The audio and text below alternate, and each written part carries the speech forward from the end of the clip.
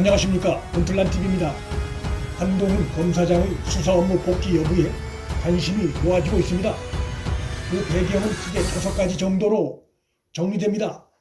하나는 중앙지검 수사팀이 내부적으로 한동훈 검사장의 소위 검언유착 의혹 관련해 무혐의로 결론을 내린 것이고, 또 하나는 한동훈 검사장이 보직 해제를 당하고 좌천까지 당하게 된 이유였으며, 또 윤석열 총장 2개월 정직 징계 사유에도 포함됐던 소위 채널A 사건 관련 사유가 윤 총장의 정직 사유로 부합하지 않는다는 법원 판결이 나왔기 때문입니다.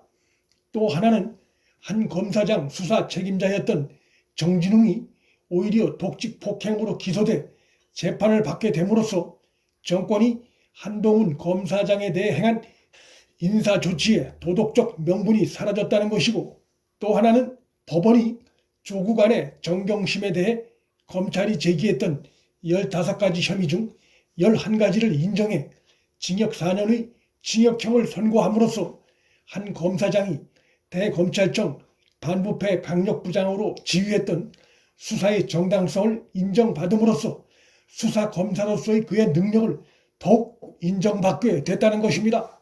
한 검사장은 정경심 1심 선고가 나온 후 저를 비롯한 수사팀은 할 일을 한 것이라며 앞으로도 그럴 것이라는 짤막한 입장을 내놨습니다.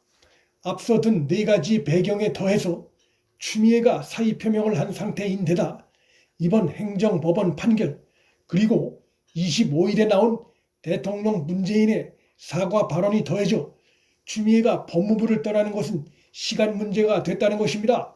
그간 추미애를 보좌해 윤 총장 쫓아내기에 깊숙이 관여하고 또 검찰 인사 실무를 행사해온 심재철 역시도 이번 법원 판결로 그간 행위의 법적 정당성이 무너져 그 위상이 급격히 축소됐고, 따라서 향후 검찰 인사 관련해 윤 총장의 의견이 반영될 가능성이 커졌기 때문입니다.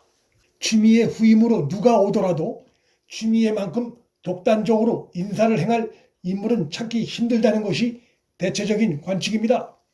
이번에 행정법원 홍순욱 부장판사의 판결문을 보면 심재철 등 기피 대상이 분명한 심의위원들 간의 꼼수 의결 정족수 부족이라며 무효로 판결해 심재철은 추미애와 함께 이번 윤 총장 직무 복귀에 결정적 원인을 제공한 인물이어서 여권 내에서 더 이상 제 역할을 찾기 힘든 상황입니다.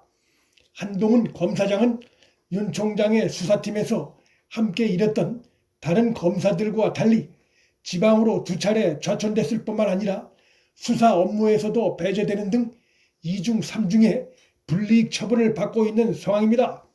현재 상황은 법무장관이 교체되면 한 검사장에 대한 수사 업무 복귀 문제는 당연히 제기될 수 있는 여건이라 볼 수 있습니다. 한동훈 검사장의 수사 업무 복귀를 앞당길 가장 확실한 명분은 역시 서울중앙지검 수사팀 내에서 내린 한동훈 무혐의 결론이라 할 것입니다.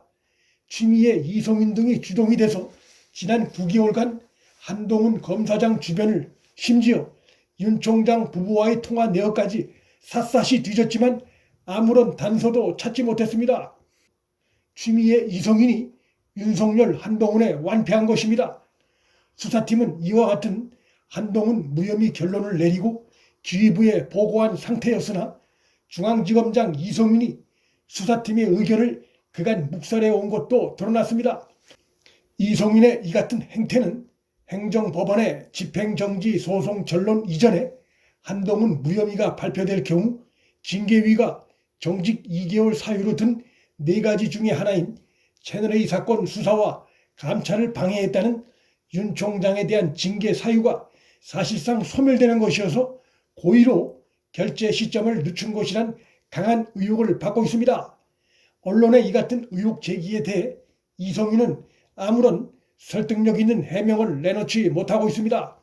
결국 이성윤은 최후의 순간까지도 현 정권의 윤 총장에 대한 근거 없는 의혹 제기에 적극 협조한 인물이란 비판을 면할 수 없게 됐습니다.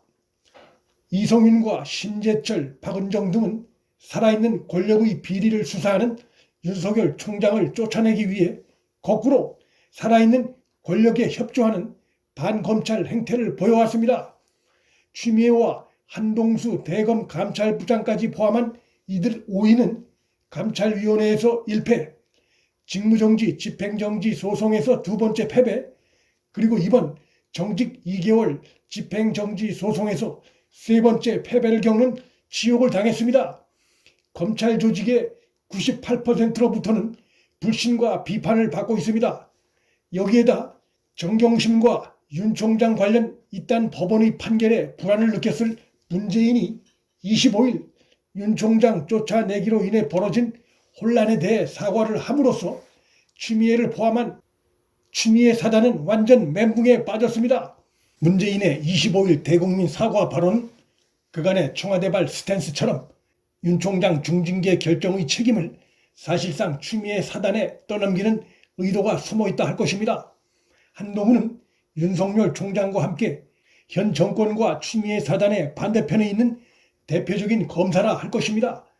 추미애에 대한 비판 여론 고조와 행정법원의 윤 총장 직무 복귀 판결이 나오면서 그의 검찰 내 궤적이 한동안 수사 업무에서 배제돼 지방검찰청 한직을 떠돌던 윤 총장의 과거 상황을 재현할 수 있을지 주목됩니다.